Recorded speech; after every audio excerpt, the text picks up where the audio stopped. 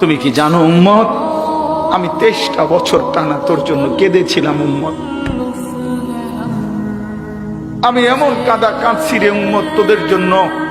এশার নামাজের পরে দাঁড়াইছি, ফজরের আজান পর্যন্ত আমি আমার মালিকের কাছে তোদের জন্য, উম্মতের জন্য চোখের পানি ফেলে কাঁদছিলাম।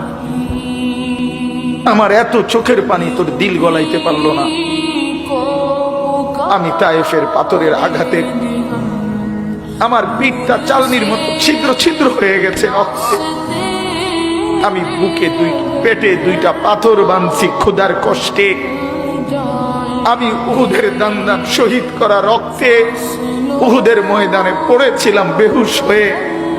আমার ঘরের চুলায় 3 মাস রান্নার জন্য কোনোদিন চুলায় আগুন জ্বলে নাই। আমার এত চোখের পানি, এত রক্ত, এত ক্ষুধার কষ্ট, কিছুই তোর মন গলাইতে পারলো না, তোরে সেজদা দিতে পারলো না।